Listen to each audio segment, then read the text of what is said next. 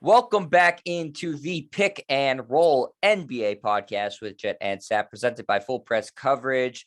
I am back from my week sabbatical from Los Angeles. Sap, I needed to take a week to decompress from the Celtics losing in the NBA Finals. I needed to go, out of communication from the rest of the world, just go completely blind and numb to basketball.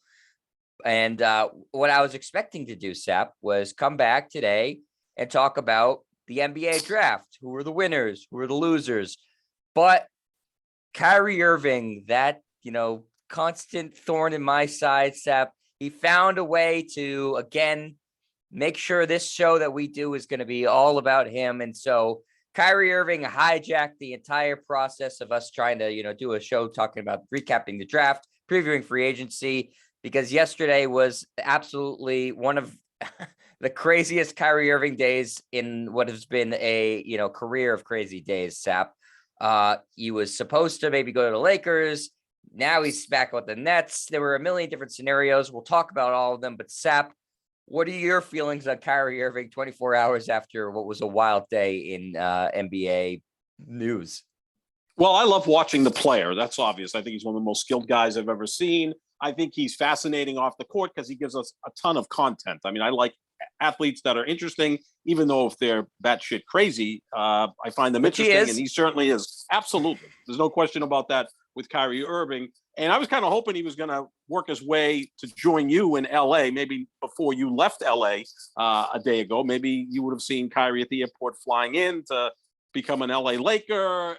Instead, he's going to stay with the Nets for one more year, unless they somehow trade him, which anything's possible with Kyrie Irving. And then, of course, he opted in for $36.5 million, which is a smart business decision.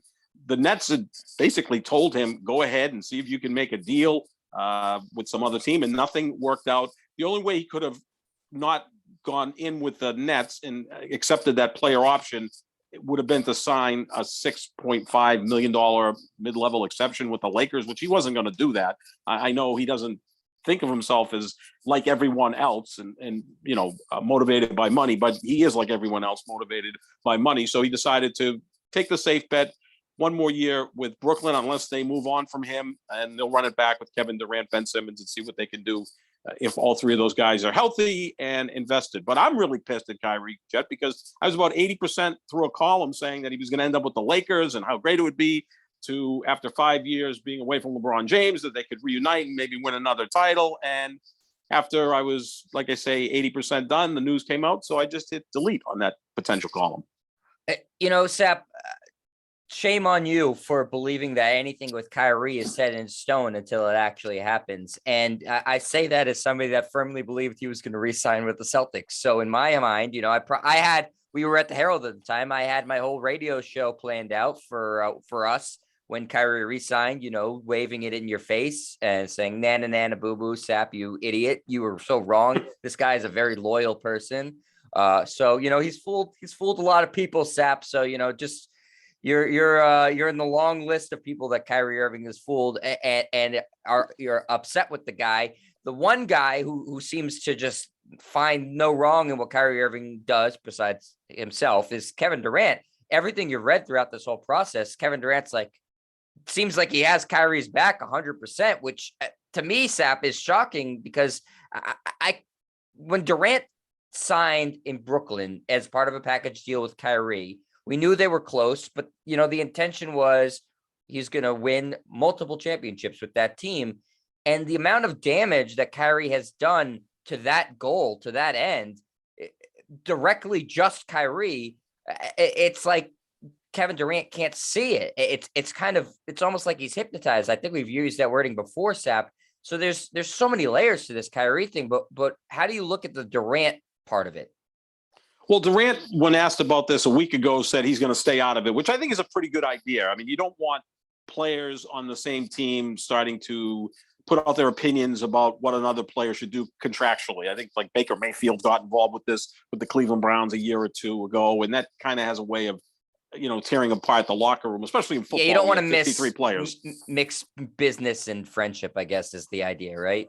No, you want every player to get what they can. There is that brotherhood. And again, Kyrie being a vice president in the Players Association, is he going to go sign with the Lakers for $6.5 million? The Players Association would say, Kyrie, you're still one of the best players in the league. What the hell are you doing? Opt in, get the 36+ million, play another year in Brooklyn, and then you can be a free agent at the end of next year. But it doesn't seem like there's a lot of suitors for Kyrie. If he had gone full free agency, the teams that had the money to potentially sign him aren't going to sign Kyrie Irving. They're all teams that are kind of rebuilding, and they're trying to build through the draft. He's a guy that you go after if you think he can be the missing piece, which I think the Lakers would look at him and say, reunite him with LeBron and Anthony Davis. You got those three guys. If they're healthy and engaged, there's a championship team. So I think that that's something that you could have looked at. But with Kyrie, you just never know. And then, of course, he has to tweet out that, whatever, average people make the world go round, but those that are willing to take chances are what makes the world grow. And I'm kind of paraphrasing what he said. Well,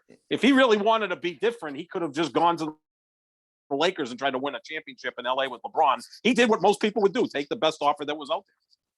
Yeah, I mean, for all the, like you said, Sap, for all the stuff that he tries to make himself seem like, he's this unique thinker, he's this unique guy. At the end of the day, he wasn't willing to take a $30 million haircut. That's not a reasonable thing. So you got the crazy part of Kyrie, and you got the sane part of Kyrie, and he wants to. Do you kind of feel like part of it is he wants people to think he's crazy? Mm-hmm. Yeah, I mean, I think he's at some points probably trolling everybody, right? Look, is there anyone in the league that's discussed as much as Kyrie, who still hasn't accomplished everything that we think he's accomplished? Yes, he hit a huge shot in the 2016 finals. He's a marvelous player, but he's a guy who's missed a third of his games in his career. I mean, that's pretty significant. Played 29 games last year because he wrote out off the home games because he wasn't going to get vaccinated. So he gave up $17 million. Again, I think people are just enamored with the talent. I know I am. I mean, when you watch the guy play, you look at him and go, this guy is as skilled as any player we've ever seen. I know that people were breaking down Steph Curry, Kyrie Irving. Obviously, Steph Curry's the greater player because of all those accomplishments. But when you look at Kyrie Irving's game, the handle, the ability to finish at the basket, the mid-range game, he is a really good three-point shooter. He's a great free throw shooter. I mean, the game is there. And I think that his teammates are enamored with that, including someone like Kevin Durant or anyone else that has ever played with him. They look at him and go, man, this guy is so talented. It's almost like in other businesses, like comedians or actors or great film directors. They look at other comedians and actors and film directors and say, that guy's the most talented, or that woman is the most talented. Something different than we would think, right? It's a completely different approach to it than, say, we have. And I think that's where Kyrie Irving is right now, who's someone that he steps on the basketball court. You see the skill set, and you're just blown away by it. Now, it hasn't translated all the way into being an all-time great. It didn't even make the all-NBA team, the 75th anniversary team. So, obviously, that's something that you could look at and say maybe he deserves that. I know you wanted to discuss, is he a Hall of Famer as of today? I think he is, but we can get into that a little bit later. But people are just enamored with his talent, and for good reason. I mean, he's one of the most skilled guys I've ever seen on a basketball court, no doubt about that. But a lot of other stuff has kind of deterred him from becoming as great a player as he should have been. Yeah, and certainly it's not just the games he's missed, but when he's been healthy, Sap, he's been aloof, not fully committed. We could talk about his last season with the Celtics, where it was healthy, but he wasn't fully there, and the Celtics bowed out, to the Bucks, in a series that he was awful, not because he was not healthy, but because he just didn't give two shits. And I think you saw a little bit of that in the first round series this year with the Nets when they lost to the Celtics and got swept, and that he had a marvelous game one, and then he didn't really he kind of checked out after that. So, I certainly think he's a bad teammate. And again, I've acknowledged 200 times in the show, I can't stand the guy. So you're not going to get an unbiased opinion from me. I'm just putting that out there. But I mean, he's absolutely destroyed two teams, and he's working his way through the third. And so, the hesitancy for teams to assign a trade for him, where I'm assuming the Nets wanted significant assets. I understand it, like, of course, Sap, like you said, the talent is there. Everybody acknowledges that too, but the track record is also there of him torpedoing these teams. And so if you're a Miami Heat or, a team that is a contender like that, and you don't want to give up assets, I get it, because he seems like he's toxic. For the Lakers, they're not there yet. We know they didn't even make the playoffs, so it's worth the risk for them. But for a team like we were hearing the Clippers or Miami or Dallas, like teams that have had, success this past season, I don't know that they view Kyrie as an upgrade at this point. And could it only be LeBron James who's the only player that could maybe handle Kyrie Irving? And even he had difficulty with Kyrie Irving. They played 3 years together. Year one, they made it to the finals, and then Kyrie had the knee injury in game one of the finals, and Golden State won that series in 6 games. Year two, they won the title. By year three, Kyrie Irving wasn't even speaking to his teammates, and that's when, at the end of the season, said, well, I'm going to go get knee surgery unless you trade me. I'm going to essentially, mail in half the season unless you trade me. So they were forced to trade him. So he lasted 2.5 years with LeBron James. And I think LeBron's a great leader, as is Steph Curry. And, maybe those are the only 2 guys in the league that could kind of control him. I don't look at Durant as a leader. I think of him more as a follower. I think he's a phenomenal basketball player. We both agree on that. But he had most success in Golden State because Steph Curry's the leader of that team, or you've got a big personality and Draymond Green, and you've built a really good organization. In Brooklyn, there are no leaders. And then you hire a coach who's never coached before in Steve Nash. So it's kind of a rudderless ship. And then you bring in Ben Simmons, who didn't even play last year. So it is quite a toxic situation. Although if it all fits together, it's a marvelously talented team as well. But yeah, I don't know if there were any suitors out there for Kyrie.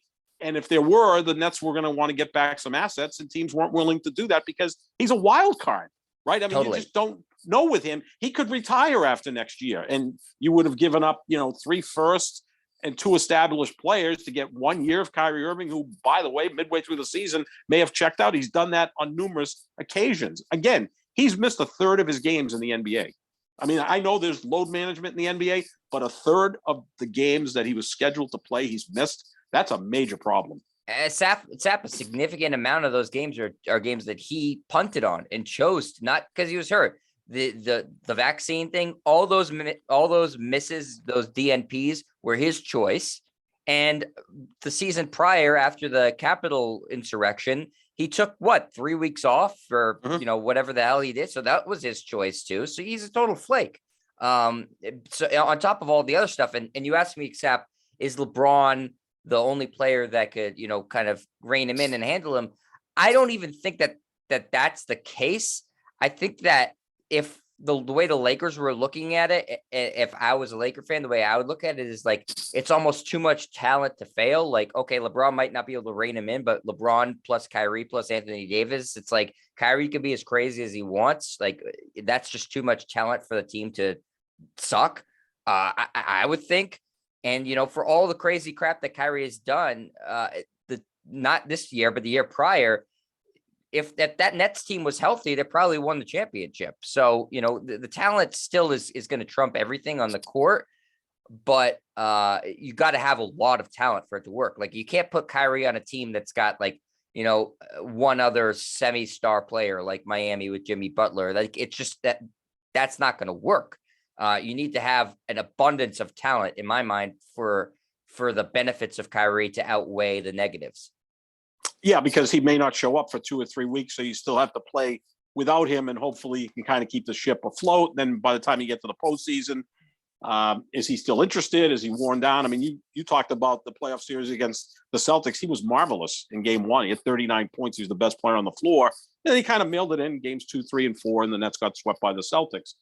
So there's so many question marks with him. I know there were rumors of him going to Miami because he's striking up a relationship with Jimmy Butler, which I think would be a really odd mix, because Butler's a guy who's not as talented as Kyrie Irving, but has kind of gotten the most out of his talent throughout his career. He's a kind of a blood and guts effort guy. And I would think that would last probably 2 months before Jimmy Butler would want to choke him at some point, right? I mean, you can see that. Or if Kyle Lowry's still on the team, another guy who's kind of overperformed his ability throughout his career. And we know how the Heat are constructed with Pat Riley and Eric Spoelstra. They have a really good culture there. Are they going to put up with Kyrie Irving? I doubt it. So again, the places were limited. I thought he was going to go to the Lakers, but they couldn't make it happen. So he's back to Brooklyn. And again, unless they decide to move on from him, who the hell knows what's going to happen next with Kyrie Irving? We don't know.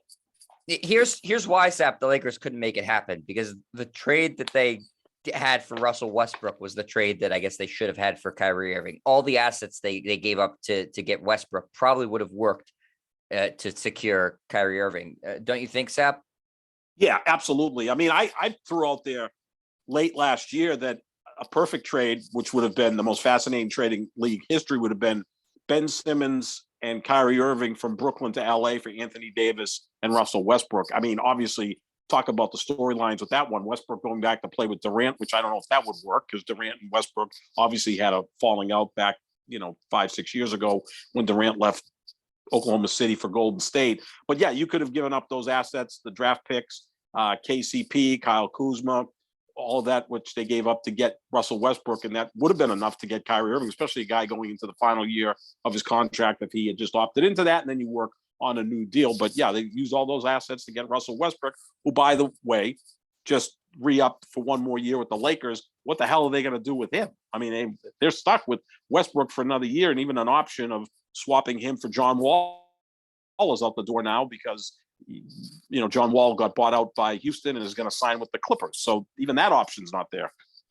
Right. So Westbrook, opts in for the, what is it, $47 million. That makes him the second highest paid player in the league this season. Only Steph Curry is getting paid more than him. So, congratulations to Russell Westbrook's agent. Very good job. Westbrook was obviously always going to opt in. Despite all the vitriol he got from Lakers fans, that's where he wants to play. He's from there. He wants to play for the Lakers. So he was going to do that from a location standpoint too. He wasn't going to turn. He wouldn't get half that on the open market. So no. That was obvious that he was going to do that. And in terms of a trade for Kyrie that would have worked. The fact of the matter is that Westbrook is what the Lakers are offering, and he's a net negative asset. So the Nets weren't going to take that on because it hurts their team. They're not going to take on assets that are actively, bad. And that Westbrook contract, despite it just being for a year, Sap, is the worst contract in the league. I mean, it's terrible. Yeah, you really can't do anything with it, right? Except he opts in. You hope that the chemistry is better next year and that LeBron and Anthony Davis are healthier. And then maybe you can kind of work with Westbrook. I don't think it's going to work because Westbrook is a very stubborn player. In some ways, similar to Kyrie Irving, in that he's got that stubbornness, but in other ways, very different than Kyrie Irving. At least Westbrook shows up to play. It looks to me like he does give a crap about what goes on the court, especially in the offensive end. He kind of takes it easy on the defensive end. And look, Kyrie Irving's not exactly Chris Paul on the defensive end as far as being an elite defender. But at least Westbrook, you can count on, is going to show up. He's not going to take 3 weeks off because something happened in Southern California that pissed him off, or something happened in Washington, D.C. that pissed him off. I mean, you can kind of count on Russell Westbrook, although at times you wish he would take some time off because he was a net negative on the court last year. He was a disaster. Yeah. So, we have these two opt-ins with, different ramifications. I think what you alluded to earlier, Sap, at the very top of the show is right, in that if we are just to assume this Kyrie situation is over because he opted in, I think that history has proven that we would be crazy for assuming that. I think that there's an equally high likelihood that they try to trade him at some point, maybe this summer after free agency, maybe at the trade deadline. But to think that he's just going to be the happy camper and everything's going to be kumbaya in Nets land, I think history has shown that that's not going to be the case with Kyrie. No, my only question is, when does he have Kanye West and Donda Sports begin their relationship as his agent? Jaylen Brown is represented by them, Sap. So, it's a very quality agency. And Aaron Donald of the Rams. They have two good clients. They have two great clients. I mean, Aaron Donald, some people think is the best player in football. Do you know who Kyrie's agent is, Sap? Is it his dad? It's his stepmother. Oh, okay. Well, he's kind of like Lamar Jackson's mom is his agent, which I think makes no sense. And I'm not trying to, break up families, But the idea of an agent is to go in with the team and hammer out a new deal. There's going to be some slings and arrows when that happens. You know, the team's going to try to talk you down in terms of price. So they're going to criticize the player and say, well, you know, if you're in football, Lamar Jackson's great, but he's not Aaron Rodgers. He's not Tom Brady. He's not Patrick Mahomes. He's not Josh Allen. So he should make less than those guys. I shouldn't use Brady in this because his contract is always kind of unto itself a different one. But you get my point. Now, if you've got their parent in there arguing about the contract, I don't think that's a good idea at all. No, you can't be emotional about it, right? It's purely dollars and cents. You got to you got to take emotions out of the bargaining equation. Well, again, maybe Kyrie decides to join Donda Sports, who the CEO of Donda Sports is none other than Antonio Brown. Is that true? That's true. Yes. He's the CEO of Donda Sports. Yes. So what could possibly go wrong with that organization? That really makes me question Jaylen Brown, who I think is a very intelligent person. Okay. I didn't know that. Well,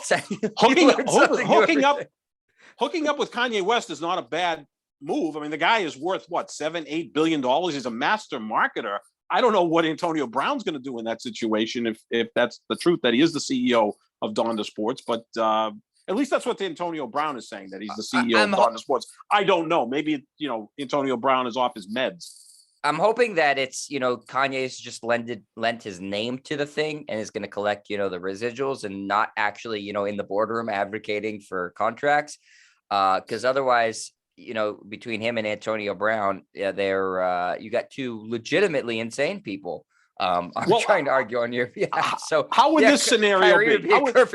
Perfect. How would this scenario be where you've got Kanye West and Antonio Brown coming in to negotiate with Brad Stevens and Wick Grossbeck about a Jaylen Brown's extension?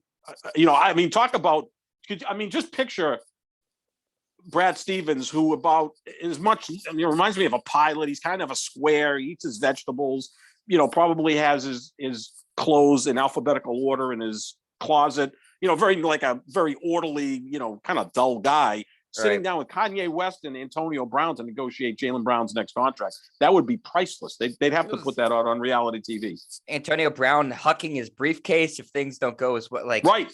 Yeah. Jeez. Okay. And maybe by then, you know, Kyrie Irving is part of their leadership team. Maybe he's, you know, vice president of Donda Sports. Who knows? It seems like it would be a perfect fit for him. It's just, you know, just a crazy organization for crazy people. Okay. Well, I feel a little differently about Jaylen Brown over the last 45 seconds. Thank you, Sal.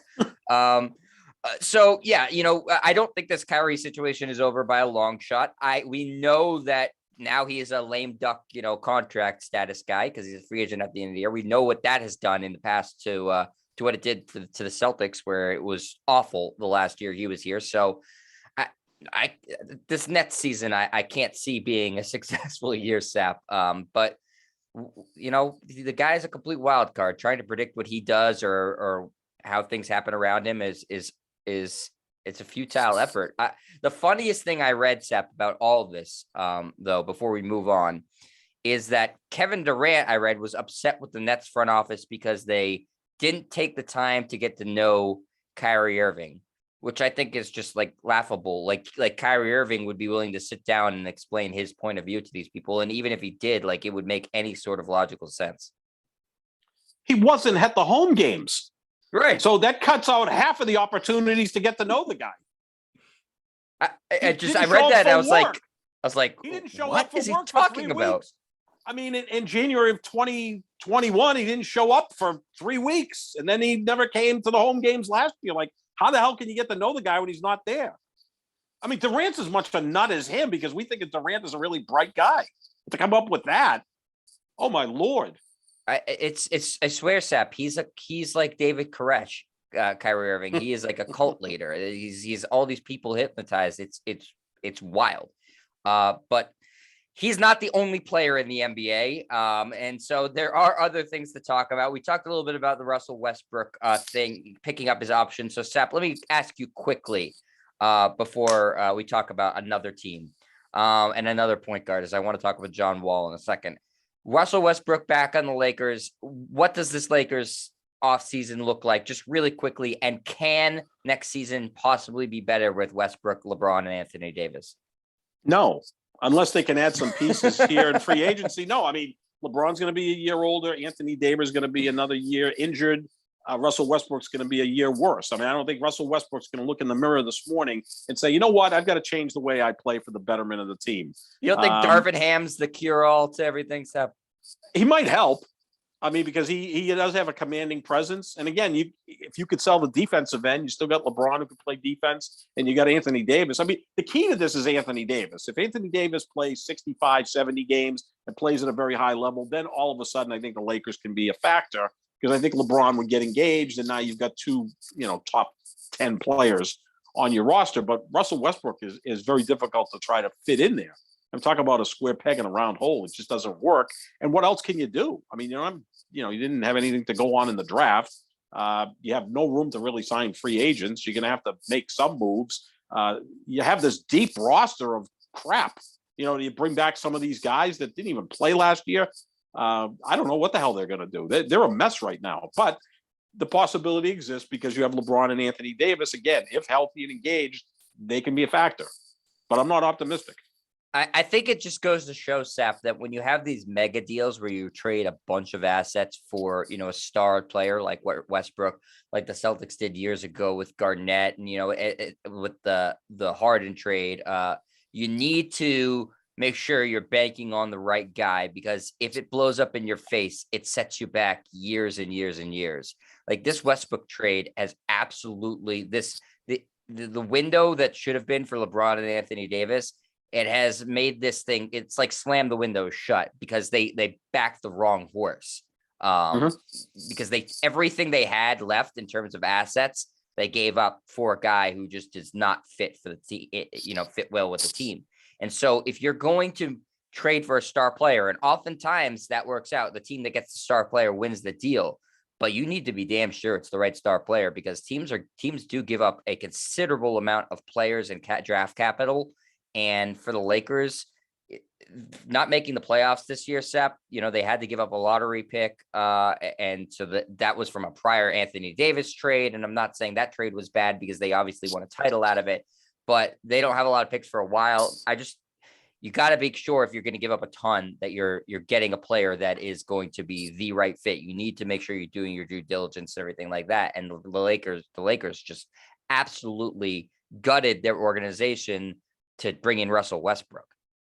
They kind of panicked last offseason, right? Because they won the title.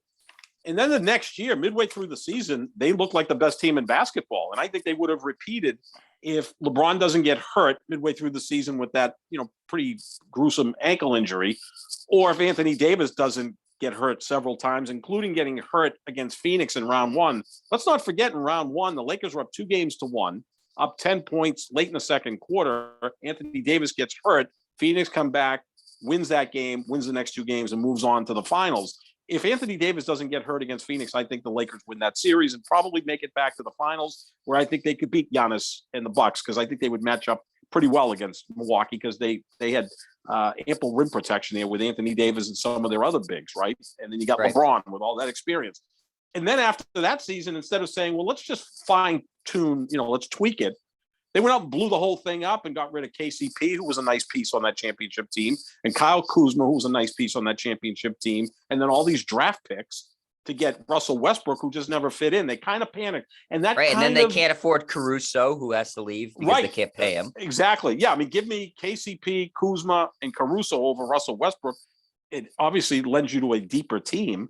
And also you keep those draft picks that, maybe you get lucky. And even if it's a late first round pick, you add a quality piece. Look, the Celtics had 2 late first round picks. Robert Williams is a home run. I mean, they got him late in the first round. And even Peyton Pritchard's a nice pick late in the first round. You can find players down in that part of the draft. Doesn't mean they're not valuable.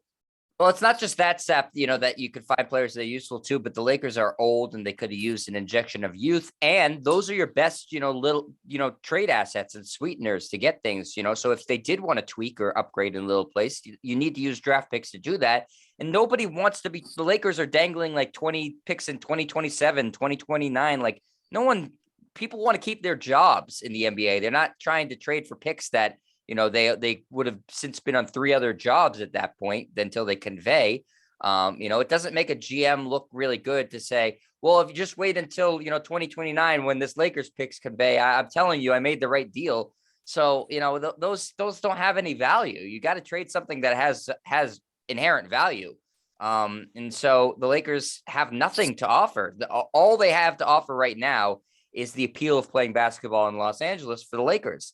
And I don't know that holds the same thing as it used to. I still think it does hold some sway, but the way the team is right now, I think you're right to think, Sap, I don't see how it's going to work. But the X factor you aptly said is Anthony Davis. If you can get, full potential Anthony Davis, they're a dangerous team, but he's given you no reason to think he can play that much. No, I mean, the last 2 years and really his whole career, he's been a guy who doesn't play more than 72% of his games. So he's a little more durable than Kyrie Irving. And he's a big guy, so you can kind of understand why there's going to be some injury concerns there. And then I worry about his conditioning and his commitment and all of those things. And when you start questioning a player's commitment, that's where it really is difficult to see that getting his most potential, right? I mean, certain guys are all in. They're going to be the best they can be. When you start to question someone's love for the game, that's when there's a problem. And I think you get that with Kyrie Irving. Like, is basketball that important to him? I think the idea of being a basketball superstar is important because it allows him to get involved in other things that he likes, but, is actually playing of the game, is that important to Kyrie Irving or Anthony Davis or another superstar who doesn't seem to be totally invested? It's funny, Sep, because sometimes it's infectious, right? Like LeBron obviously has been all in, being the best he can be for 20 plus years. Russell Westbrook, despite his flaws, I think is that type of player too. And then, Anthony Davis doesn't seem to, he's not Ben Simmons level of apathy, but no, it's, he certainly, in terms of how talented he is, he hasn't maximized that. He should be perennially a top 5 MVP candidate every single year he plays. Yeah, I mean, he's a nightmare matchup, right? You're talking 6'10 and a half, 6'11 with guard skills, a great rim protector. I mean, there's a guy who's more talented than Giannis. I mean, pure skill set is better than Giannis, but yeah, because he can shoot, right? I mean, he can shoot threes. He's a really good free throw shooter. He could do more than Giannis, but Giannis is the better player because he's totally committed to being as great as he can be. Yeah, I think Anthony Davis has the same sort of skill set as Kevin Garnett, and talk about somebody who's committed to basketball. Kevin Garnett, right. I mean, that's the type of career Anthony Davis could have had. Maybe even win more titles because, he's playing with LeBron, and Kevin Garnett took so long for him to play with other quality players. But, he's never in phenomenal shape. He's always injured. He seems somewhat apathetic when he's on the court sometimes. Like, you'll look at the box score and be like, why did Anthony Davis play 40 minutes and take 8 shots? Right. So, there's questions about him too, but I think you're right. That's the X factor for the Lakers. If things are going to change for the better for them, it starts with him. Certainly. Sap, the other team in LA, is the first team to really make a big offseason move, as free agency doesn't start in earnest until Thursday, right? Thursday, 6 p.m. But we already have an announcement of somebody who's going to sign. John Wall got bought out by the Rockets, gave back $6 million to get bought out from that awful situation in Houston, where he didn't play last year at all, just sat out healthy. And he's going to sign with the Clippers. So, Sap, what does this bring to the Clippers? John Wall is a guy who's been hurt a lot in his career, is seemingly healthy now, similar to Westbrook in a lot of ways, not a great shooter, very athletic, probably doesn't have that same level of athleticism. Last time we saw him in an NBA game, he had a pretty solid season. He's not, the all-star John Wall, but does he add something to this Clippers team, Sap? I think the last time we saw him was the Obama administration, right? Yeah, I mean, it seems like it was that long ago. I think he could fit in with that team because you have Paul George and Kawhi Leonard, if healthy. We're talking about 2 elite wings who can get you 50 points per game, outstanding defense. So maybe he can be a facilitator. He seems maybe more likely to accept that role than, say, Russell Westbrook would.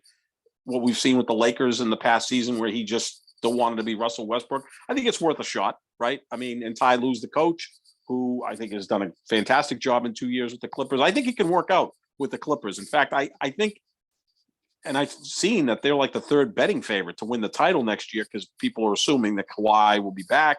And, he's almost like an Olympian. Every 4 years, you get to see Kawhi in the Right. finals winning a championship. And then he disappears for, 3 or 4 years, and then he comes back. Maybe it has to do with the World Cup, or, when there's a World Cup year, Kawhi wins the title, and we're coming up on a World Cup year. So the Clippers are like the third betting favorite, and they were essentially a 500 team last year. They didn't get through the play-in. So I think that John Wall will certainly help them. Is he a guy that you see playing a big role in that team, or do you see him as more of a role player, bench guy, or do you feel like he's the third, the big in a potential big three?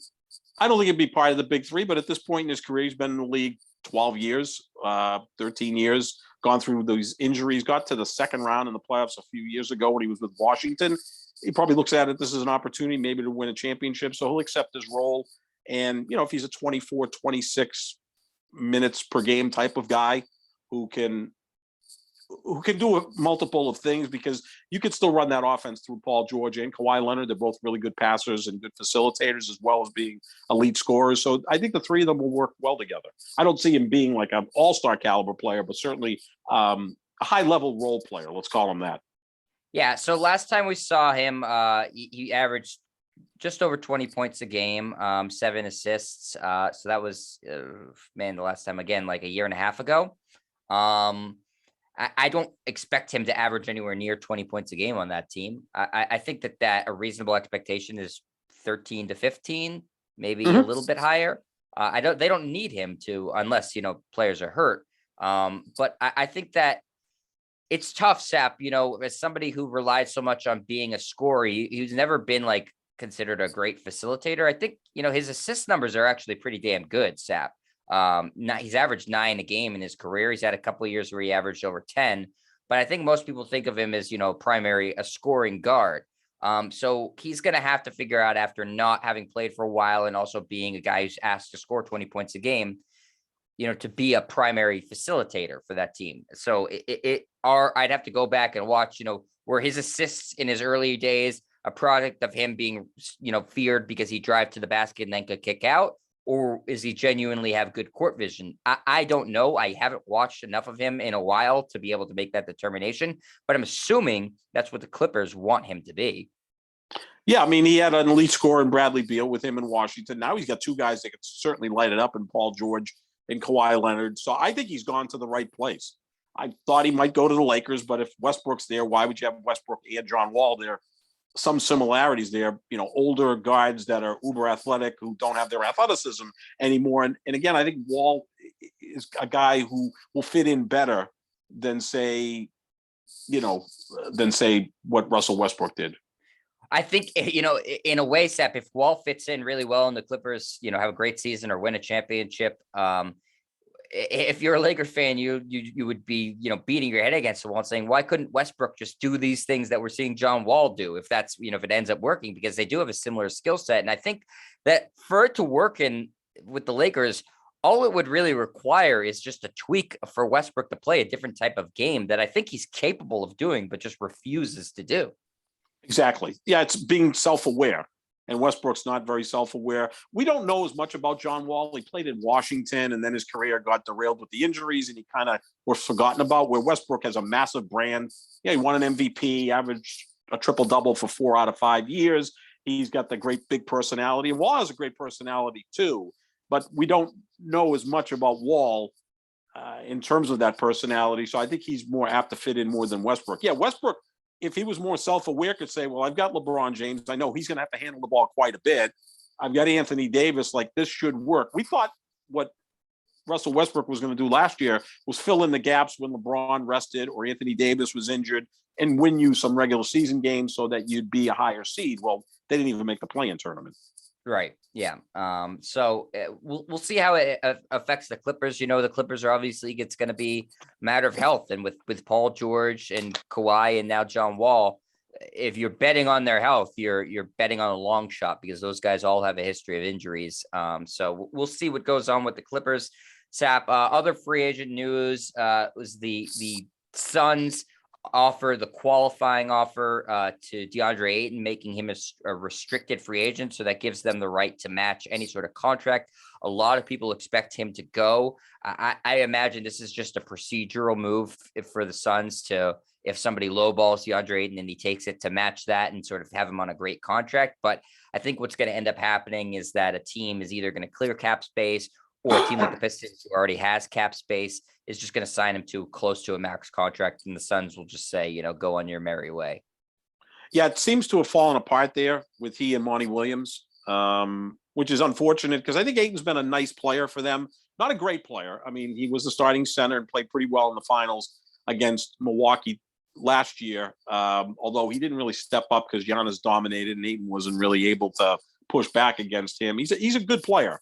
But he was the number one pick in 2018, and that's the Luka draft. So, Phoenix can probably kick itself for not taking Luka with the first pick. Look, any team that didn't take Luka in that draft is kicking themselves, and other teams are kicking themselves for not taking Trae Young, who I believe went fifth in that draft, right? Luka went third, and Trae Young went fifth. So those are the two best players out of the 2018 draft. It was Sacramento that passed up on Luka as well. And they Sacramento took Marvin Bagley.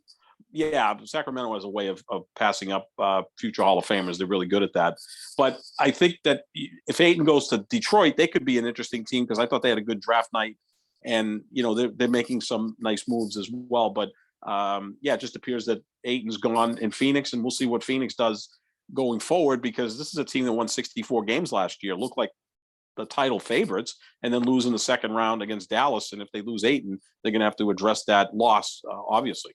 Yeah, and Chris Paul's not getting any younger, obviously. So that's, it seems like they're a team that's primed to take a step back. We thought they were going to take a step back this year. We were wrong in the regular season, but I guess right in the postseason. Ayton, I think, is a good player, and I think he has the potential to still get better. He's very young, and I think Detroit would be a really good fit for him, though Detroit did draft a center. So maybe they are not as interested as was led to believe. Hawks are another team that have been talked about as being interested in DeAndre Ayton. He'd be an interesting fit there with Trae Young, who's a fantastic facilitator. So I think DeAndre Ayton's still got plenty of room left to be a really good basketball player. That 2018 draft, we're gonna have to do a show on it, Sap, because it's really interesting in that you look at some names of guys that are really talented, and have had some success, like Colin Sexton. And now DeAndre Ayton, and they're going to get moved in this offseason. It seems like Sexton's not going to be long for the Cavs. Ayton is obviously not long for the Suns, as we just alluded to. Other guys who have been traded in that draft, Shai Gilgeous-Alexander was traded on draft night. Wendell Carter has already been traded in that draft class. Marvin Bagley was the second pick, has already been traded. So this draft class has been a lot of volatility, except for Luka and Trae Young, who are obviously franchise players, and Jaren Jackson Jr., who had a nice postseason for the Grizzlies. It's so difficult too, because you're drafting players when they're 19 or 20. You're not getting finished products. I mean, it was a time where you looked at the first 5 or 6 picks, and it would be Olajuwon, who played 3 years of college basketball. Sam Bowie played 4 years of college basketball. Michael Jordan played 3 years of basketball. So you kind of had an idea where those guys were when they were drafted. Now it's one and done, or it's people, players from Europe, or guys that go into the G League. Heck, there's a player that never played at Kentucky that went into another league to play.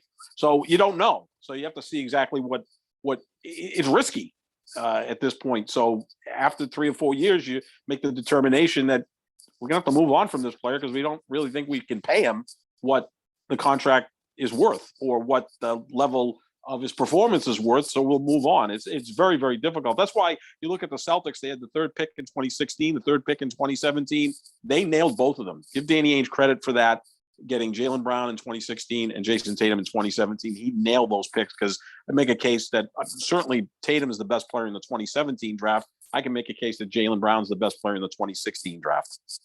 Yeah. You got it. When you're picking that high, there's very little margin for error. You got to hit it, or it sets your team back. Look at the Kings. They botched it. And so they are where they are right now. I'm sure they'd be in a lot better shape had they had Luka Doncic on their team. I don't know how happy Luka would be playing in Sacramento, but that's another story. So lots of NBA, free agency stuff. Is still tons of dominoes to fall as it starts on Thursday. The last piece of news, Sap, I wanted to get into, and we're gonna, be doing shows all summer long talking about this past draft, talking about, different players. I do want to talk about if Kyrie's a Hall of Famer, but we could do that at any point in time. An interesting hire in the head coaching vacancy for the Utah Jazz, Sap, as they hire Boston Celtics assistant coach Will Hardy, who becomes the youngest coach in the history of the NBA, I believe, Sap. He is 34, which is a year older than me, which makes me feel like, what the hell have I been doing with my life? Talking to me, which is, I guess, clearly a pretty good thing. Yeah, I mean, that's not a bad thing. I don't think we get as much money as being head coach of the Utah Jazz. Yeah, 34 years old. He was hired last year. And people are immediately going to say, well, here's Danny Ainge cherry picking the Celtics organization. But Ainge was already gone when he Will knows Hardy nothing was about hired. him. He knows nothing about him because he was already gone. And they hired Ime Udoka, who hired Will Hardy. He's all part of the Popovich tree. And they must have been impressed with him. And again, when you get to the finals, everyone in the league is looking at not just the players, but the coaches, and they're impressed with the coaching staff, and whatever Will Hardy's role was on the coaching staff obviously impressed Danny Ainge. So he's going into a situation in Utah, which is a pretty good organization. You got Danny Ainge there. You've got Dwayne Wade there as a part owner, but now you're going to have to deal with, what's going to happen with Donovan Mitchell, Rudy Gobert. Are they blowing it up? Are they going to try to trade those pieces off for draft picks? Because we know Ainge loves doing things like that. So it may be not the easiest job to go to because we don't know what situation the Utah Jazz are in right now. Right. The Jazz it's a tough organization in that you have basically an impossible place to recruit free agents to. But the benefit of it is it's a very stable organization. You have a relatively new owner who's very wealthy. You have two pieces in there already that whether you trade them or whatever, you're going to have some form of talent on the team, whether it's in the form of established players or young guys that you get that should be talented, pieces to develop. And maybe with such a young head coach, that perhaps that's the best option for the Jazz, is to sort of blow it up and let the young players they get in return for Rudy Gobert or Donovan Mitchell grow with the young head coach. I think that's sort of what the Celtics tried to do with Brad Stevens, and it worked for a while until it didn't work anymore. With them getting all these young players for Brad Stevens, because he was very young when he took over the head coaching job as well. Also, if you're the head coach of the Jazz, you do get a little bit of runway because they are a stable organization and because it's Utah and you don't want to be constantly, shuffling the deck chairs.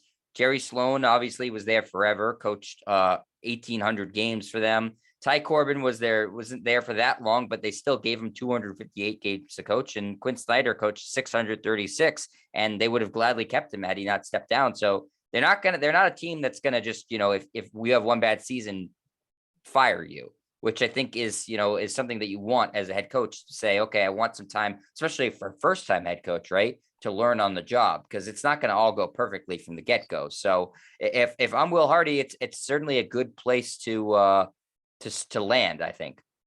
Yeah, and he got a 5-year contract, which is good.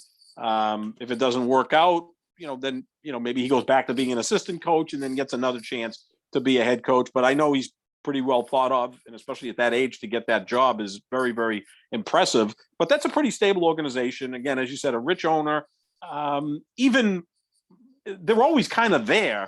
They never quite break through, but they're always, the 4 or the 5 seed. Heck, a couple of years ago, they were the 1 seed. And they fell short. They always seem to fall short, but they have big decisions to make.